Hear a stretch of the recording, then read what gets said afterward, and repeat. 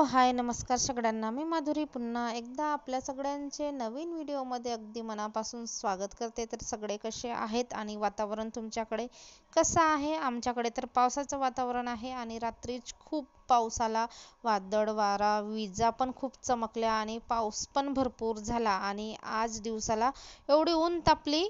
नंतर 4-5 वाजेपासून परत पावसाचं वातावरण झालं. मटकीची उसळ आणि मुरमुरे, मुरमुरे असतील तर मुरमुरे आणि चिवडा असेल तर चिवडा असं खायला मला खूप आवडते. ज्यावेळेस आम्ही शिकत होतो, हॉस्टेलमध्ये राहत होतो, त्यावेळेस आम्ही अशा पद्धतीनं खात होतो. घरून आणलेला चिवडा असेल, मुरमुरे असेल ते आणि हॉस्टेलमधून मिळालेली कुठली पण उसळ असू दे, म्हणजे याच्याने काय क्वांटिटी पण वाढत होती आणि आपलं पोट पण भरत होतं. तर ते ना मला आत्ता पण आवडतं आणि आम्ही जेवढे पण हॉस्टेलमध्ये राहत होतो ना मुली, त्यांना आत्ता पण आवडते. जे पण माझ्या आता कॉन्टॅक्टमध्ये आहेत आणि माझे असे व्हिडिओ वगैरे बघतात ना, त्यांना असं वाटते की हॉस्टेलचे दिवस पुन्हा परत आपल्याला आठवले असं म्हणतात. ते कमेंट वगैरे करतात मग मला व्हॉट्सअपवर. तर हे वाढवण आमचं अजून झालंच नाही. बरेच पदार्थ बनवायचे आहेत. सांडगे म्हणजे वड्या पण टाकायचे आहेत. माझे डाळ वगैरे सगळं आणून ठेवलेलं आहे. पण पावसाचं वातावरण एक दिवस ऊन तापतो आणि दुसऱ्या दिवशी चौथ्या दिवशी चाललं तेच परत आभाळ आणि पावसाचं वातावरण.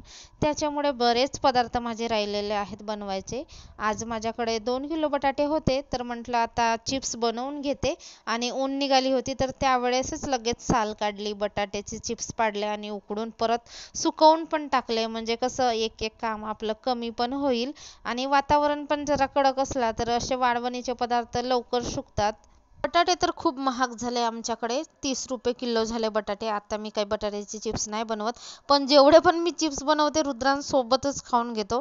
डब्बाच घेऊन बसतो तो आणि कच्चे जेवढे त्याला पाहिजे तेवढे तो कच्चेच खातो. हे तळणीचे जे पदार्थ असतात ना, फक्त साबुदाणा आणि बटाट्याची चकली तेवढी तो तळून खातो आणि गव्हाची कुरडी हे तळून खातो. बाकी जे फिंगर असतील, पापड असतील, चिप्स असतील, हे जे पदार्थ आहेत ना, तो कच्चेच खातो. त्याला कच्चेच खायला आवडतात आणि हे खरं म्हणजे शिजवूनच आपण बनवतो, त्यामुळे खायला काही हरकत नाही असं मला वाटते. तर मी खाऊ देते त्याला. मध्ये खाटेवरती मी चिप्स सुकवून घेतले, म्हणजे एक एक पसरवून घेतले. नंतर त्या ताईला म्हटलं उन्हामध्ये जरा खाट घेऊ लाग माझी, आणि तिने मग उन्हामध्ये आणू लागलं खाट. उन्हामध्ये सुकवली. आता दिवसभर इथे सुकतील. तर घरमालकीन आईच्या इथे मिरच्या पण आहेत, ते आता दळायला घेऊन जाणार आहेत. तसे तर सुकलेलेच आहेत, पण दळायला घेऊन जायच्या आधी ऊन दाखवायचं म्हणून त्यांनी उन्हामध्ये टाकलं. कारण ऊन पण आता चांगली निघाली आहे आणि 2-4 दिवसाच्या आभाळ वातावरणामुळे थोडेसे नरम पण झाले असतील कदाचित. तर त्यांनी मिरच्या सुकवल्या. माझे पण चिप्स सुकत आहे तिकडे.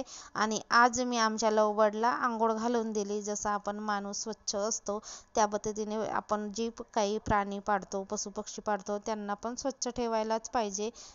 12 पर्यंत माझी घरातली सगळीच कामं झाली होती आज. आणि आज येणार होते सासरे. रुद्रांशच्या पप्पाची पण तब्येत बरी नाही आहे आणि ते नागपूरला गेले होते. तिकडे नागपूरला माझी नणद राहते, माझे भासरे राहतात, तर तिकडे गेले होते. तर ते आज आमच्या रूमवर येणार होते. मला पण माहीत नव्हतं. नंतर जेव्हा आले तेव्हा माहिती पडलं. मग मी वेळेवर भात भाजी स्वयंपाक केला, त्यांना जेवायला वाढलं. त्यांनी 5-10 मिनटं किंवा 1-2 तास असा आराम केला. परत 4 वाजता ते निघून गेले.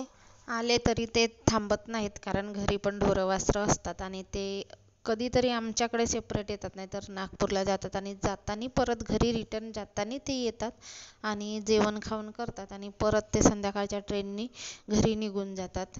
आणि रुद्रांश म्हणत होता की त्याला गावी जायचं आहे, पण रुद्रांशची आता शाळा आहे म्हणून त्याला काही गावी पाठवलं नाही. आणि रुद्रांशच्या खाण्यापिण्याचा बराच प्रॉब्लेम राहतो. तो इथेच तर आम्ही बळजबरीने भरवतो, तेव्हा कुठे खातो, आणि म्हणून त्याला काही आम्ही इकडे तिकडे पाठवत नाही. घरी कसं आपलं कसं पण चालतो.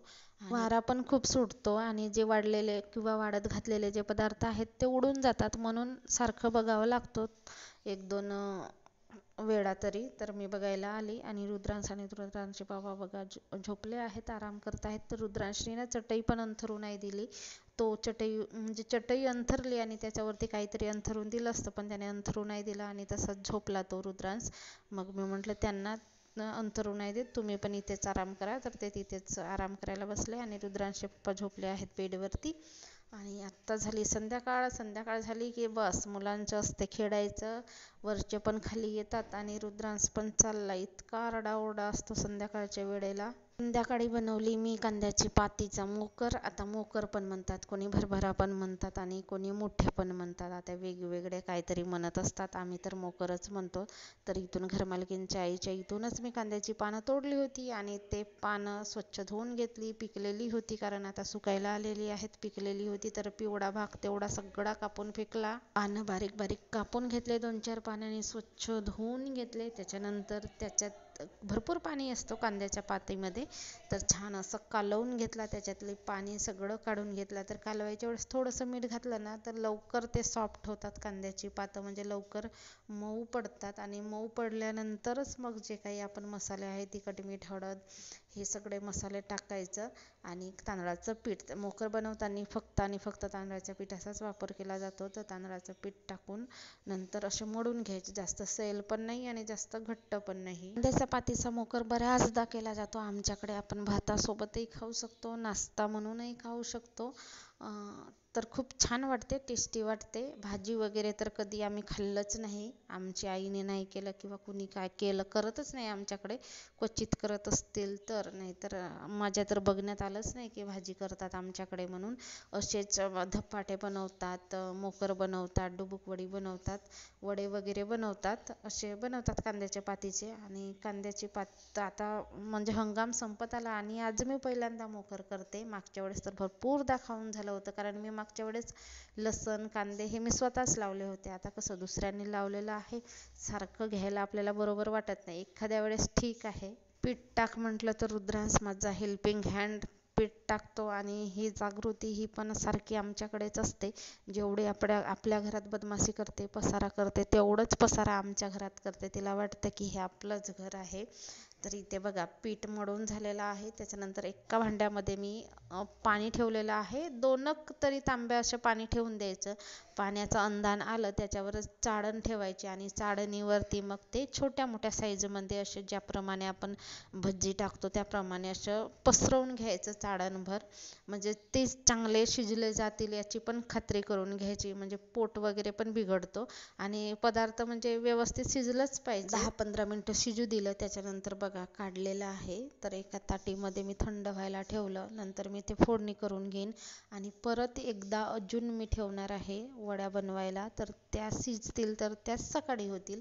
आता ज्या मी पहिल्यांदा काढले ते आता फोडणी देणार, म्हणजे उद्या सकाळी नाश्त्याला सुद्धा ह्या वड्या होतील. मी किती काही बनवा, रुद्रांश तर असं काहीच खात नाही. मी एवढे धपाटे बनवीन, धापुडे बनवीन, काही पुऱ्या बनवीन, फक्त ते गव्हाच्या प्लेन पुऱ्या तेवढे खातो. बाकी नॉनव्हेज खाणार, भजी नाही, काही नाही. वडे पण खात नाही रुद्रांश. असे म्हणजे भरपूर पदार्थ नाही खात तो, फक्त नॉनव्हेज खातो. नॉनव्हेजमध्ये पण तो रस्सा खाणार, कधीच पीस नाही खात. आणि याचे पप्पा पण तसेच आहेत, तेलकट वगैरे अजिबात काही खात नाही. यांना पण नॉनव्हेज पाहिजे. आणि ह्या अशा वड्या बिड्या खातात ते, म्हणून मग कधीतरी आपण करतो. नाहीतर असे तेलकट तुम्ही काही पदार्थ बनवा, यांना पण नाही आवडत. म्हणजे खाशी वगैरे येते असेच म्हणतात आणि खातच नाही, यांना सवयच नाही खायची तशी. आणि मला कसं आमच्या आईकडे नॉनव्हेज वगैरे काही खात नव्हते आणि असं तेलकट खायचं बरेच वेळा खायचे ते. तर तेव्हा मला पण आहे सवय, तर मी माझं करून घेते. ते खात नाही तर नको खात, पण मी माझ्या स्वतःसाठी करून घेते. कढईमध्ये तेल टाकला, जिरा मोहरी कढीपत्ता तर आता आहे नाही माझ्याकडे, तर कढीपत्ता नाही टाकला. नाही तर कढीपत्त्याची फोडणी दिली तर अजून टेस्ट भारी येते. आणि कांदा जरा जास्तच कापून घ्यायचा. तर अशा पद्धतीने फोडणी द्यायची, खूप छान वाटते. आपण भाताबरोबरही खाऊ शकतो. तर मी आता भाताबरोबरच खाणार आहे ह्या वड्या. आणि ज्या बाकीच्या आहेत ते उद्या होणार. आणि रुद्रांशचे पप्पा तर गेले ऑफिसमध्ये जेवायला आणि रुद्रांशला मी भात चारलं. त्याने भात खाल्ला आणि तो झोपीसुद्धा गेला, कारण दिवसभर खेळतो, इकडून तिकडे उड्या मारतो, इतका थकतो की रात्री तो लवकर नाही झोपत आणि झोपला की एकदम एकच झोप झोपतो. तांदळाच्या कुरड्या बनवायच्या होते मला. आता उद्या बघू वेळेवर काय होते, वातावरण कसं असेल त्याच्यावर डिपेंड करते. वातावरण एकदम आभाळ वगैरे असेल तर नाही बनवणार, कारण आता रात्रीच्या वेळेस तर इतका वारा वादळ आता परत सुटलेला आहे. पाऊस येतो की काय आजच्या रात्री ते पण काही माहीत नाही. तर असं वातावरण आहे.